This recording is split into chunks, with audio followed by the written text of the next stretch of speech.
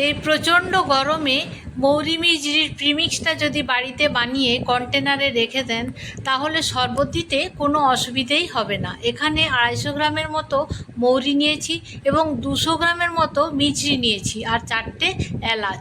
একটু শুকনো খোলায় নেড়ে নিলে খুব ভালো হয়। তারপর আমি একটা মিক্সিতে এগুলো সব দিয়ে নিলাম আর এর সঙ্গে একটু গোলমরিচ দিয়ে নেব। এখানে আমি গুঁড়ো গোলমরিচ দিয়েছি। এই মৌরি মিজরিটা মিক্সিতে খুব ভালোভাবে গুঁড়িয়ে নিলাম, তারপর কন্টেনারের মধ্যে রেখে দিলাম। আর কাঁচের জার হলে বেশি দিন স্টোর করে রাখা যায়। তারপর এরপর গ্লাসের মধ্যে একটু বিট নুন দিয়ে দিলাম আর 1 চামচ প্রিমিক্স মৌরি গুঁড়োটা দিয়ে দিলাম।